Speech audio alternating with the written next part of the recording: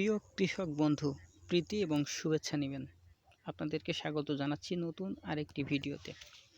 এই মুহূর্তে আমি কথা বলছি একটি পালং শাকের ক্ষেত থেকে। আপনাদেরকে প্রথমে দেখাই, দেখেন চারাগুলো খুবই সতেজ, লকলকে, একদম ঠিক এই মুহূর্তে বাজারজাতকরণের উপযোগী। ঠিক এই সাইজের চারাগুলো বাজারজাতকরণ হচ্ছে। তো এখন জানুয়ারি মাসের আজকে 24 তারিখ, এখনও কিন্তু শীতের সবজি বাজারে ভরপুর, অর্থাৎ সব ধরনের কপি আছে, তারপরে শালগম আছে, বিভিন্ন ধরনের শাকও আছে, পালং শাকও আছে। তবে কিছুদিন আগেও আপনার এই যে পালং শাক বাজারে প্রচুর পরিমাণে ছিল, এখন কিছুটা কমে গেছে। হ্যাঁ, তবে অঞ্চল ভেদে কম বেশি ছিল। তো পালং শাক এমন একটা শাক যেটা আপনার পুরো শীতকাল জুড়ে আপনি খেতে পারবেন, অর্থাৎ যতদিন পর্যন্ত শীত থাকবে, এমনকি গরমের শুরুতে, গ্রীষ্মের শুরুতে কিন্তু আপনার এই পালং শাকের চাহিদা থাকে। অনেকে আবার গরম শুরু হয়ে গেলে যখন পালং শাকে ফুল আসে, তখন কিন্তু আপনার এই যে পালং শাক একটু বড় করে আর কি, একটু যখন ডাঁটা হয়ে যায়, সেই সময় সেই ডাঁটা তরকারি হিসেবে খেতে পছন্দ করেন। তো শাক হিসেবে, অর্থাৎ পাতা সহ খাওয়ার জন্য এটাই হচ্ছে সবচেয়ে বেশি উপযুক্ত পর্যায়। ঠিক এই বয়সী শাকগুলো পর্যায়ক্রমে কৃষকরা সংগ্রহ করছেন এবং বাজারজাত করছেন। এখন কিন্তু পালং শাকের বাজার যথেষ্ট পরিমাণে ভালো, এবং বাজারে যদিও দুই একটা কোম্পানি এখন গ্রীষ্মকালীন পালং শাক নিয়ে এসেছে, তারপরও সেগুলোর পারফরমেন্স খুব একটা ভালো না। অর্থাৎ গ্রীষ্মকালেও সেই পালং শাকগুলো সরাসরি মাঠে কিন্তু ওইভাবে খুব ভালো হচ্ছে না। এই ক্ষেত্রে শেড দেওয়ার প্রয়োজন হচ্ছে, বা তাপ বা গরম যদি বেশি থাকে, সেক্ষেত্রে সেগুলোর পারফরমেন্স একদম মোটেই সন্তোষজনক না। কেউ কেউ হয়তো ভালো জাত আনার চেষ্টা করছে, কোনো একদিন হয়তো আমাদের দেশের আবহাওয়ায় গরমে মোটামুটি ভালো পালং শাক হবে, গ্রীষ্মকালীন বা 12 মাসও হতে পারে। তবে এই শীতকালীন পালং শাকের চাহিদা একেবারেই তুঙ্গে, পুরো শীতকাল জুড়ে, এমনকি শীতকালের কিছুটা শেষেও। তো আমার এই কৃষক বন্ধু, উনি এই সময়ের বাজার ধরবেন বলে এই পালং শাক চাষ করেছেন, এবং একদম পুরোপুরি এখন উপযোগী হয়ে গেছে বাজারজাতকরণের জন্য।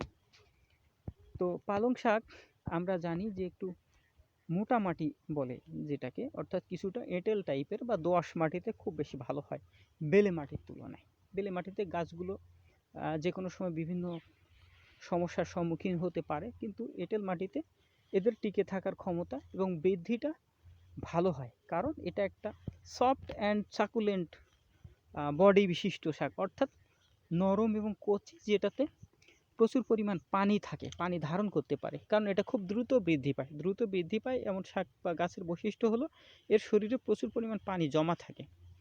তো এই পালং শাক যেহেতু খুব দ্রুত বৃদ্ধি পায়, সেহেতু এটা মাটি থেকে কন্টিনিউয়াস রসের সাপ্লাই, পানির সাপ্লাইটা অবশ্যই আসতে হয়, ঠিক আছে? তো যে কারণে যে মাটির পানি ধরে রাখার ক্ষমতা ভালো, সেই মাটিতে পালং শাক চাষ কিন্তু ভালো হবে। তবে হ্যাঁ, অবশ্যই নিষ্কাশন ব্যবস্থার দিকে খেয়াল রাখতে হবে, কারণ পানি যদি অতিরিক্ত জমা থাকে তাহলে কিন্তু গোড়া পচে যাবে। একই সাথে বিভিন্ন ধরনের অন্যান্য ছত্রাক বা ব্যাকটেরিয়া জনিত রোগও আসতে পারে। তো যে কারণে মোটামুটি এঁটেল মাটি কিন্তু পানি নিষ্কাশন ব্যবস্থা ভালো আছে এমন ধরনের জমিতে পালং শাক খুব ভালো হয়। তো এটা সেরকমই একটা জমি, যেখানে উনি যেখানে উনি এর আগেও পালং শাক চাষ করেছেন, এবং এই জমিতে ভালো হয় পালং শাক। তো পালং শাক চাষ করতে হলে সাধারণত কি করা হয়, বীজটাকে ভিজিয়ে রাখতে হয় অন্ততপক্ষে 12 ঘন্টা, কমপক্ষে 10 থেকে 12 ঘন্টা ভিজিয়ে রেখে তারপরে চূড়ান্তভাবে জমি তৈরির পরে সেই বীজ ছিটিয়ে দিয়ে, কখনো রোটার দেওয়া হয়, কখনো বা মই দিয়ে মোটামুটি একটু বীজগুলো ঢেকে দেওয়ার ব্যবস্থা করলে কয়েকদিনের মধ্যে, যদি মাটিতে জো অবস্থা থাকে তাহলে কয়েকদিনের মধ্যে 5 থেকে 7 দিন, বা কখনো শীতের সময় যেহেতু 2-1 দিন বেশিও লাগতে পারে, সেই ক্ষেত্রে চারাগুলো বীজগুলো অঙ্কুরিত হয় এবং চারা গাছে পরিণত হয়। তবে মাটি যদি খুব শুকনো থাকে তাহলে চাইলে আপনার বীজ বপনের পরপরই একটা সেচ দেয়া যায়। সেই ক্ষেত্রে চারাটা সহজে বের হয় বীজ অঙ্কুরিত হয়ে। তো মোটামুটি তারপর থেকে পরিচর্যা বলতে নিয়মিত কিছু কীটনাশক এবং কয়েকবার ছত্রাকনাশক স্প্রে দিলে বেশি ভালো হয়। গাছের বৃদ্ধিটা কন্টিনিউয়াস থাকে, অর্থাৎ স্মুথলি একদম ধারাবাহিকভাবে গাছটা বৃদ্ধি পেতে থাকে।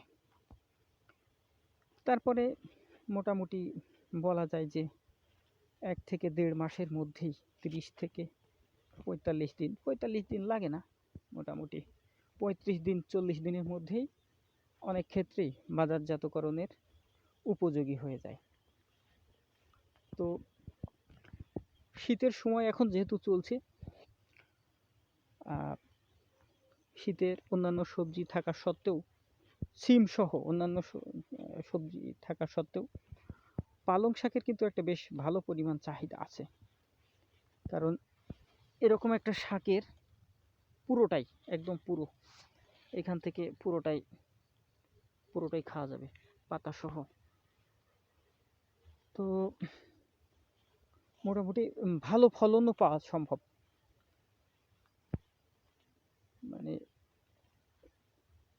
নিয়মিত তোলার ফলে বড় গাছগুলো যদি তুলে ফেলা হয়, সাধারণত কৃষক বন্ধুরা কি করেন, এই বড় গাছগুলো তুলে ফেলেন, তখন এই যে পাশের যে ছোট গাছটা আছে এই ছোট গাছটা বাড়ার সুযোগ পায়। ধরেন এই গাছটা তুলে নিল, এইখানে যে ছোট গাছটা বা এই ছোট গাছটা 4-5 দিনের মধ্যে এটা বড় হয়ে গেল, আর একটু বড় হয়ে গেল। আবার এই গাছটা তুলে নেওয়া হলো, পাশের এই ছোট গাছটা এটা কয়েকদিনের মধ্যে 5 থেকে 7 দিনের মধ্যে আবার সংগ্রহের উপযোগী হয়ে গেল। এভাবে পালং শাকের ক্ষেত থেকে ধারাবাহিকভাবে পালং শাক উত্তোলন করতে হয়। তাহলে মোটামুটি 15 থেকে 20 দিন পর্যন্ত মোটামুটি সময় নিলে এর মধ্যে সমস্ত পালং শাক বাজারজাতকরণ সম্ভব। কোনো কোনো ক্ষেত্রে 1 মাস ধরেও সংগ্রহ করা যায়, যদি কিছুটা বিরতি দিয়ে শাক সংগ্রহ করা হয়। তবে শাক বোনার আগে আমরা যারা শাক হিসেবে চাষ করব বাজারজাতকরণের জন্য, তারা অবশ্যই জমিতে ঠিক মতো প্রায় সব ধরনের সার, যেমন ইউরিয়া কিছুটা, টিএসপি, এমওপি অর্থাৎ পটাশ, এমনকি বোরন, চাইলে কিছুটা দস্তা, টিএসপির সাথে আবার দস্তা দেওয়া যাবে না, দস্তা পরে দেওয়া যায়, সমস্যা হয় না, সেচের সময় দিয়ে দেওয়া যাবে। তো হচ্ছে আপনার এই সারগুলো দিয়ে তারপরে চাষ দিয়ে জমিটা রেডি করে জো আসলে তারপরে যদি হচ্ছে শাকের বীজ বপন করা হয়, তাহলে ফলনটা ভালো হওয়ার সম্ভাবনা থাকে এবং সেখান থেকে মোটামুটি পর্যাপ্ত সংখ্যক শাক বাজারজাতকরণ করে ভালো অর্থ উপার্জনের একটা সম্ভাবনা থাকে। তো মোটামুটি চলতি কৃষি থেকে এই মুহূর্তে পালং শাক সম্পর্কে আজকের কথাবার্তা এতটুকুই। আপনাদের সবাইকে ধন্যবাদ। আপনারা সবাই ভালো থাকবেন।